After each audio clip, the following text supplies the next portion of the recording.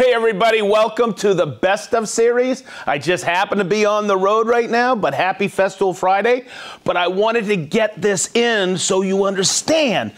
We are now having a My Festool giveaway. You can get all the stuff if you click in the description below.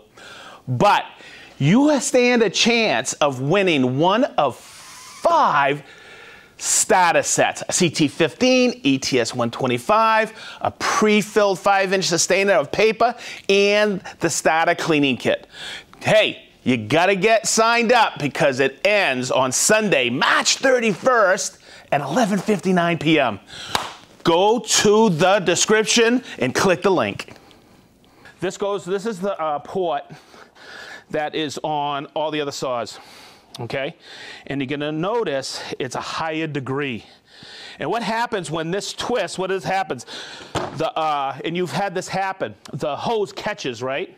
Not anymore. This is a very slight degree, okay? And yes, will it fit on your other saws? Absolutely, I checked, because I switched mine out at home. And I'm gonna put this on now, like this, and hook it up. Now, depth, oh, wait till you guys see this. Chris, come over here so we get set to depth. This is 18 millimeter, right? Or 3/4. The cursor's new. It's not a push and like I taught you before. It's a pinch and you can move it up. And it's a dual cursor where you reduce parallax, and you'll see where it says FS, right?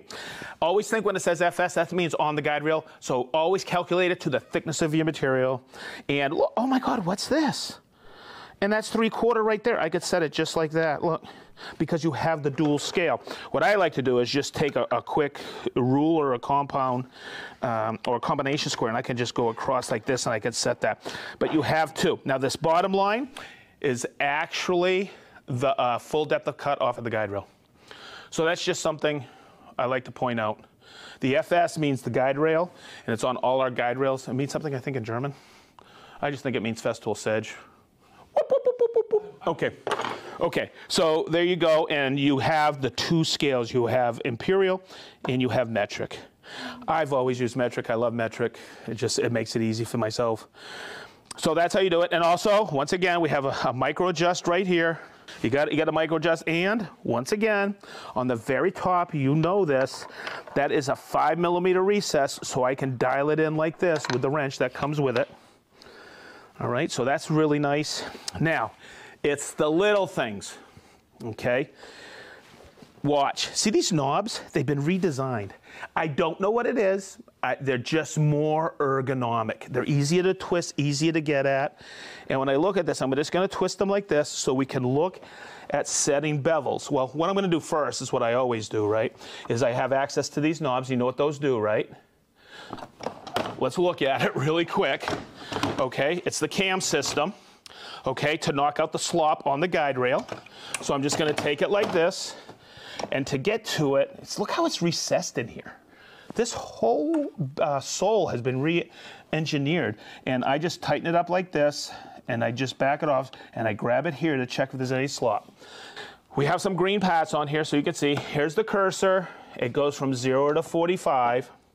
Okay, now, if I want to go to 47, there's a little, and I could snap that, and it goes to 47, or you could set it at 46, and I always tighten it here and set it up. So you have a positive stop at 45, 47 when you press this button, and then when I bring it down, look at this, it says -1.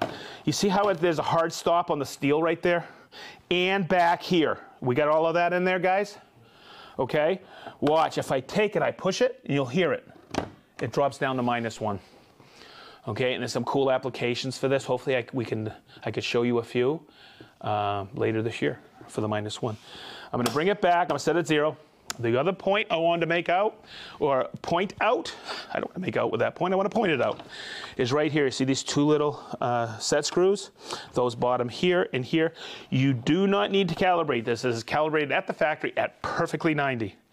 But in eventuality, if you need to dial it in, you can. And there's 2 points of contact now, not just one.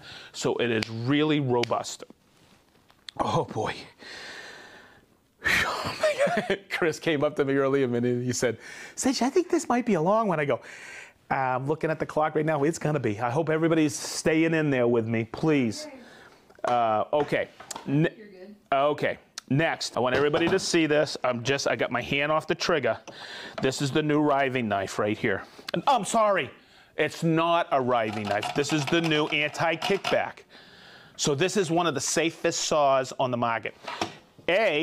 Probably the most powerful with the EC motor, okay, and the 6,800 RPM. But 2, the safest track saw out there, okay? We have the anti-kickback on the TSC55 KED and the TS55 FEQ. No, that's the riving knife, the new, okay?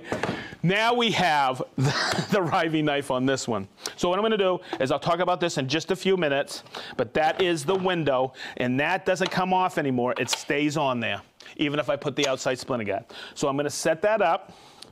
Okay, I'm going to reset my desk, make sure, because I've been talking. I want to explain the anti-kickback function. I'm not going to make it kickback. You can go online and see all these great things. But I want to show you the lights. So if I go like this and start it up, you see that? It's green. That means I have what? The anti-kickback function being used while I'm cutting. Right here, look, I'm going to hit it and turn it off. See how, oopsie. Okay, see how it's orange? That means it's off. So say I'm using it off the track and that little piece, that little anti-kickback knife, it rides on the track. And what if I'm cutting something off of the track and it falls into a hole, a knot or something, okay? I just want to turn it off. I don't want to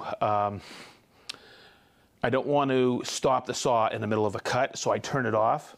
But I'm aware that I have it off because I see that orange. Now here's the one I had to wrap my head around, but I finally figured it out. I'm gonna move the saw back, and I know that that anti-kickback, if I take it, and I'm just gonna eyeball it, is off of the guide rail. Okay, so watch, I'm gonna start it, and you're gonna see it blinking orange. You see that? That means it is not engaged. It has to be on the track.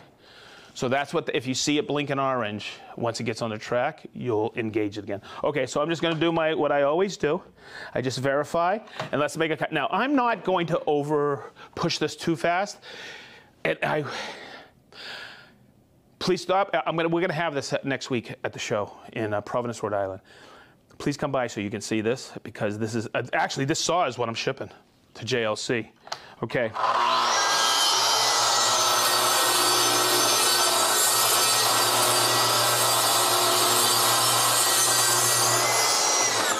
You can feel the power in this saw. It is absolutely amazing. And the quality of cut, like any Festool track saw, is superb. Okay, more little things. I'm gonna undo the power on this one so you can see some cool stuff. Chris, can you shoot this way with it? I want you to see the motor? And when I said this whole housing has been redesigned, the motor no longer protrudes over here. So I think I showed in one of the Festool Lives that this motor can get away if I have a clamp here. So that has totally been redesigned. The clamp no longer gets in the way. Okay, see how that hangs over there? See, it goes further than the rail. It's perfect. Okay. Now this is really cool, because I don't know if, well, there's a lot of people out there who probably never changed a blade. Let's change a blade, because this makes a huge difference. Okay? When you're changing a blade, make sure it's unplugged. You know, when I say fast fix, that means I got a blade change happening. There's a 5mm hex key right here. It locks the arbor down, okay? And it locks the arbor. I'm gonna move that up so you can see it.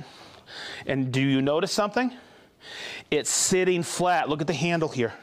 It's sitting completely flat. It's not rotating on you when you're doing it. It is really cool design. So I would imagine a bunch of you mentioned that, and our engineer said, you know what? When we redesign or do a TS60, we're gonna make sure we design it right. Okay, yeah, we do listen to you. So there's the 5mm hex. And this, I'm just gonna pop it up so you can see the new flange nut. And it's actually geared. Look in here, Chris, see it? Okay, it's really nice. The new Sustainer saw is the same thing. Okay, it's geared like that. When you put it in, back in the blade, you just take it like this and it finds itself. It's just such a sweet design.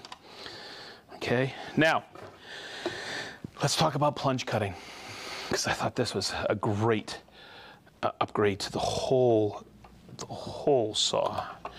It's not a whole saw, it's the overall whole saw. Okay, I'm gonna put it back here. We've always had this on our saws. I've called it out 100 times on Festool Live. Chris, you're good, I'll bring it over. We know what these lines right here on the side are, right? When this saw is in a full plunge depth, this is the starting point and that's the exit point, okay, for the saw, right? Okay, look, we'll do it again, watch. I'll plunge it right there. That, and that's how I line up my saw to do a plunge cut. I don't know what episode it was, but we did a whole plunge cutting episode. Maybe we'll do it again this summer, who knows? Right here are the same lines, right here, but also right here on that little plastic piece. But they're also right here on the back of the housing. So you can set this up in so many different configurations for plunge cutting. We've taken those. By the way, it has to be in a full plunge position for these lines here on the back of the housing and the front of the housing for it to line up, but it lines up absolutely perfect. And don't forget, when you're plunge cutting, you make sure you use the limit stop that I probably tossed somewhere. Okay? But we'll go over that again. It's about time I refresh the plunge cutting segments on live. Whew. Hang on one second, let me check my notes. Dust port, this is the one I always forget, okay? Yeah, the cord, you see how I wrap it up around my arm and everything when I do it? But what if I don't want to do that? Look right here, there's a little cord hook right there. It gets it out of its way. That was my idea, I'm just kidding. Okay, so let's change a blade. Oh, I did change a blade. Okay, and you know about the blades. Well, hey, Minnie, I'm making good time now. Yeah. Okay, good. Okay. Wow, I am doing pretty good. Hey, did you guys get all that math? Did that math come across pretty good on the depth of cut? Because that's what everybody wants to know. What's the depth of cut, right? The 55 versus now the 60 versus the 75. I thought it was going to be a lot larger when I heard this TS60 was coming, but it doesn't seem any heavier than a 55. So there we go. Okay. Let's go over here. I'm going to talk about some cross cutting.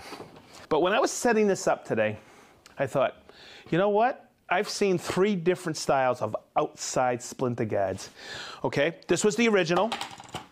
Okay, we still sell this because this is the one that goes on the 75. I'll grab it right here so you can see. Okay, and then you've got a knob that locks it in. And that's a huge difference between our track saw and a lot of track saws out there. We can have splinter free, like everybody gets splinter free, or close to.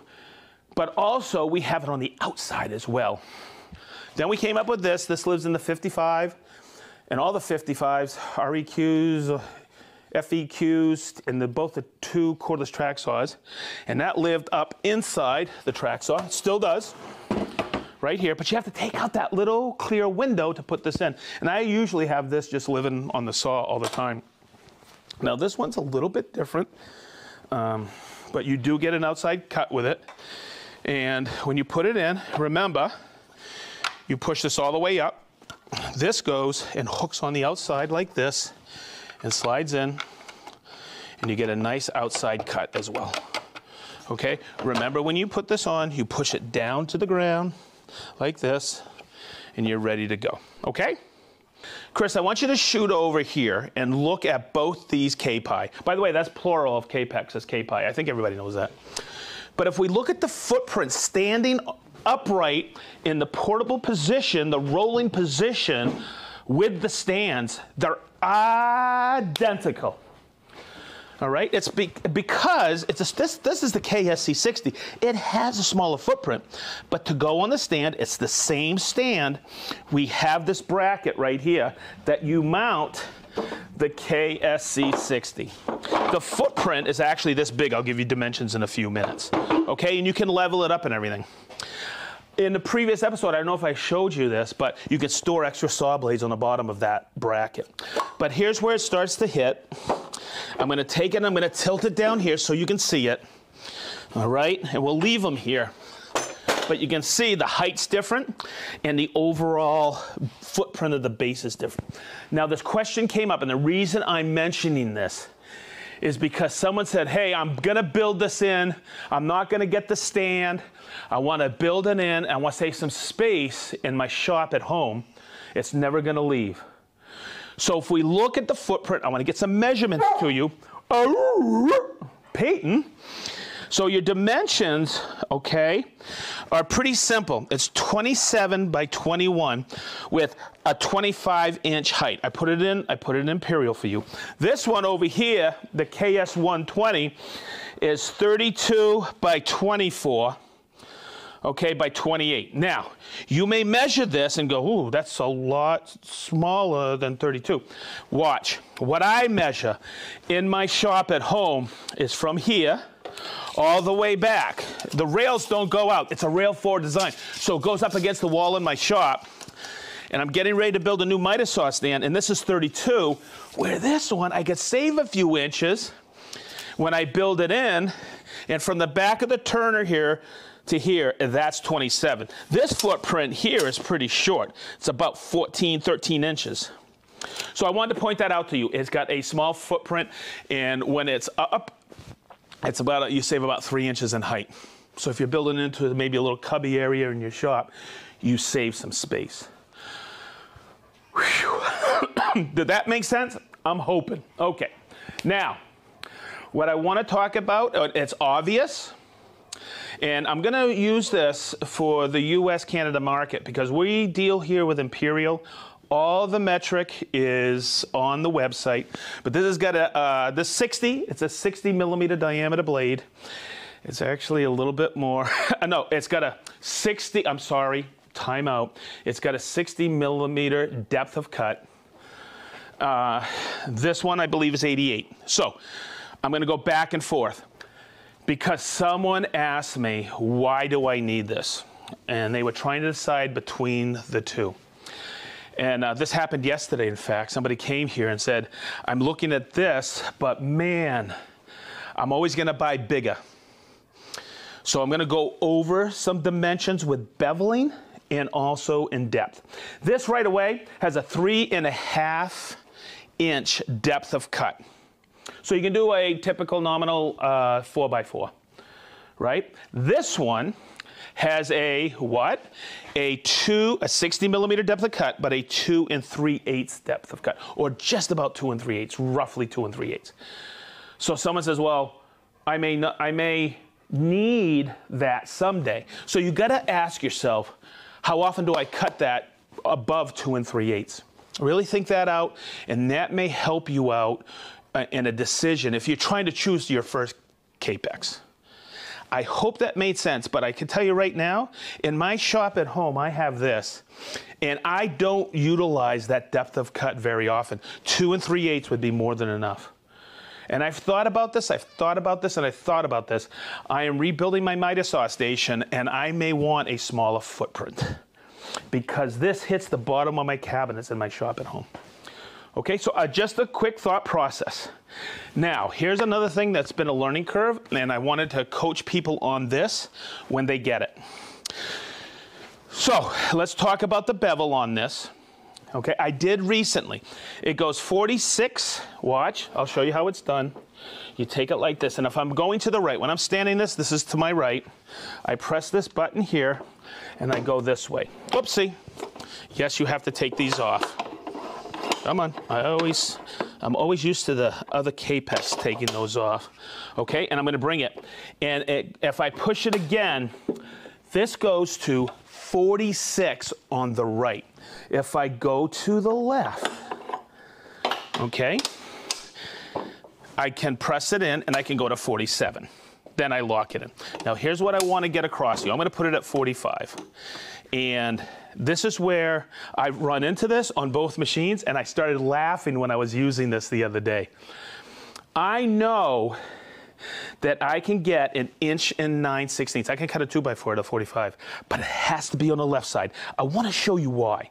If I go to the right, okay, and by the way, the Capex has this situation as well. Right in here, look in here, Chris, okay? My dimension from here to here is 3/4, so I can only cut 3/4 on the right when I'm at 45 or 47. Follow me? I'm going to bring it to 47. You'll see it drop even further, and I can only do that. So if you're cutting thicker stock at a 45-degree bevel, thicker than 3/4, you've got to cut it when you're cutting from the left. I hope that made sense. Okay, now on the Capex, it's a little different. Yes, you're going to have more capacities. The Capex goes, and I love another difference between the two. You'll see that on the KSC, it's a little turn knob back here.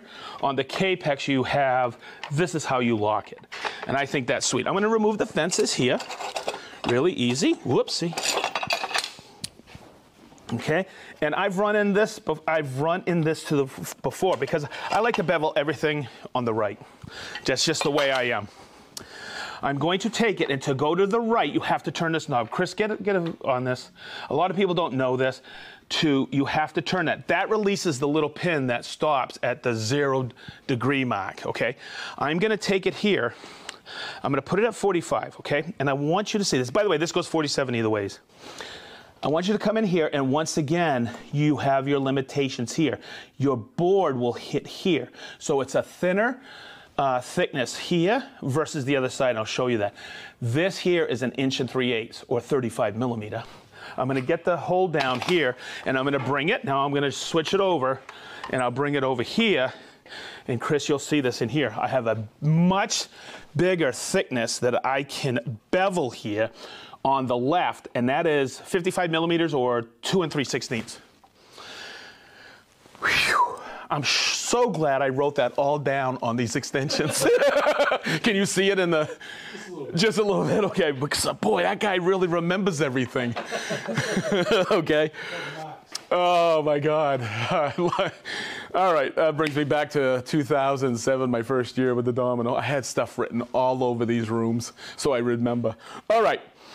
And I truly hope I didn't confuse you on those bevel settings, because you will run into that situation. I think with the KSC 60, where you're trying to cut a 2x4 and you're trying to bevel it, and you're doing it on the right, it doesn't work. Okay, you just tilt it to the left. It works fantastic, and that 1 9/16 is fine. Okay. Now, the next thing I want to talk about is this is cordless, okay, and this is corded. So somebody asked me in Providence last week, why would I need this? I have this. I go, you ever go to a job site and you're fighting for a junction box? And he goes, yeah. And I go, wouldn't it be nice? You could walk up like this, plug in, take your CTC MIDI out in the garage while everybody else is fighting in the house for that box. No extension cords to trip on, and you're completely autonomous right there. It is amazing how everything works in conjunction. I was really impressed at the show how we had little or no dust off of that. Okay, of course this is corded. They're both extremely well powered. This is a brushed motor. This is a brushless motor. So everybody freaked out on this because they could not believe the power on it and the longevity of battery use. Gil, our rep, was on it all weekend, and he was blown away how long the batteries lasted. Brent did a 2x8 demonstration or a video of cutting a bunch of cuts on 2x8, and I believe he got 174 cuts on 2 full charges of 5.2 amp hour batteries. So you got a great longevity on this. And by the way, that was SIP, Southern Yellow Pine, and you get great longevity with it. So this is stacking up to be one heck of a tool, and we're gonna have a big release on this soon. Okay, so the other thing that I want to talk about capacities with this, because a lot of people don't understand this. They go, oh, this is an 8 1/4 blade, and this is basically a 10-inch blade, right? They think, Travis told me this, they're like, oh no, I want that 12-inch capacity. This cuts 12 inches. Okay, or 304 or 305 it says in the spec sheet. So I'm going to take this and I'm going to put this board, and let's get a measurement on this. Come over here, hot shot cameraman. This is 12 inches or 300 millimeter. Okay, always use a hold down, my friends. Okay, and you're going to see, of course, anybody who's been cutting with a K-Pex, I'm going to make sure I have my laser on here. Okay, and I'm going to make that cross cut.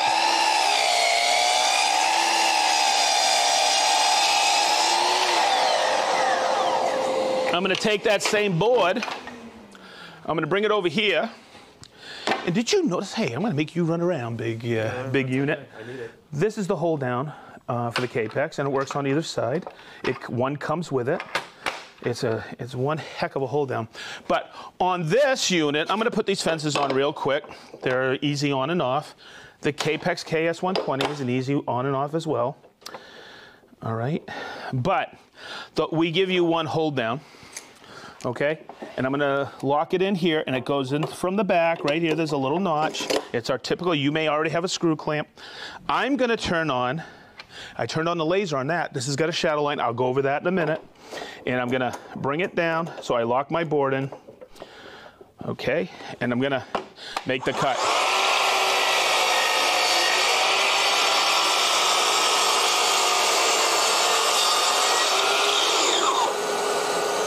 And of course, because of Bluetooth, that automatically syncs. The CTC MIDI, I didn't even have to think about it. I synced it this morning. So it's kind of effortless. It has the KSC60 has a 12-inch or 305 crosscut capacity. It's because of the rails. So I wanted to make sure you understood that. Whew. Okay, MITA. On the MITA scale, on the KS120, boy, I'm going to wake up in the middle of the night going KSC, KS. I'm going to be miss the model number. It goes 60 to the right and 50 to the left. On this one, come here, cameraman. On this one, the KSC, the cordless, it's really nice. It goes 60 both ways. So that makes it really, really awesome for a lot of trim guys out there. Now, the thing is you're going to knock something out, some quick casing and some quick base. Why do you want to lug that? That's 47 pounds. That's still the lightest 10-inch out there. It is wicked light. But knock off the batteries, you put them on the charger in the van, bring this in, and it's 37 pounds. It's 10 pounds lighter. Okay, but does that make a difference if you're going from house to job every day, in and out of the van, in and out of the shop? It makes a difference. All right, I hope that made sense. Boy, it's still, both of them still have notching features. But let's talk about this. Let's start over there, Chris. I'm going to grab another piece of plywood so we can see this. Because I didn't know about this feature. I didn't know how I would feel about it, because I've seen it on other machines before. But boy, our engineers nailed this, and I really like it. And I may switch out in my shop to the KSC, even though I have an outlet right behind my K-Pex. Okay, I'm gonna bring this over. And yes, it has a laser. What's in between the laser lines is gonna go away. That's the curve. It's fully adjustable. I am gonna show you sometimes that gets mucked up a little, and you have to use a posi drive screwdriver. It has to be a Festool. Whoop, whoop, whoop, whoop, whoop. Okay, but to remove the lens, it's right here. And you see I can't get it out. All right, and sometimes for me, if that laser's not crystal clear, before I adjust it, I will take this out, and hopefully we can get this. This gets covered up with pitch.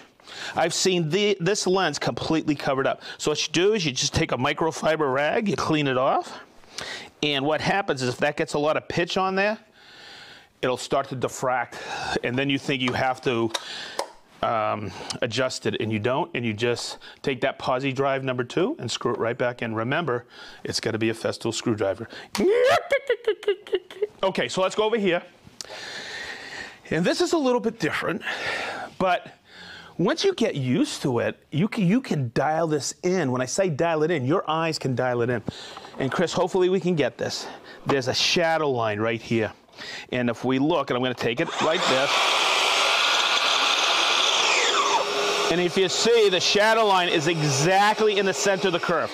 So here's some benefits to this. It's lights. It creates the shadow. You go and you get more pitch on the blade. It doesn't matter. Okay, it adjusts automatically. You get it sharpened, it adjusts automatically. There's no adjustment to the shadow. To clean the lens, it's right here in the front. I always have and you just pop it off. Oh, from the other side. You just pop it off, use that microfiber rag, clean it off like that, and there's your lens. So I would say the only thing you have to do, or maintenance on this, is to clean the lens. And you just put it back in there like that. It's wicked easy. No screwdriver, no nothing. Okay, let's see. I'm trying to think of anything else to cover with you folks. I think I covered, you know what, I'm just gonna do this because I want to. I got this walnut, and I think I was chopping this up for the other episode, but this has got some gnarly grain in it. I'm just gonna bring it in, and I want you to see the quality of cut on this. It is so impressive. So I'm gonna take it out. Look at that shadow line.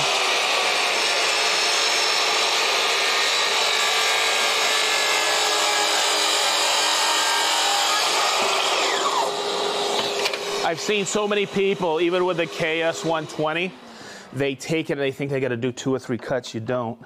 And look at that cut. It's absolutely outstanding. Look at that. It's a really nice cut. It's perfect, if you ask me. So, wow, that went fast.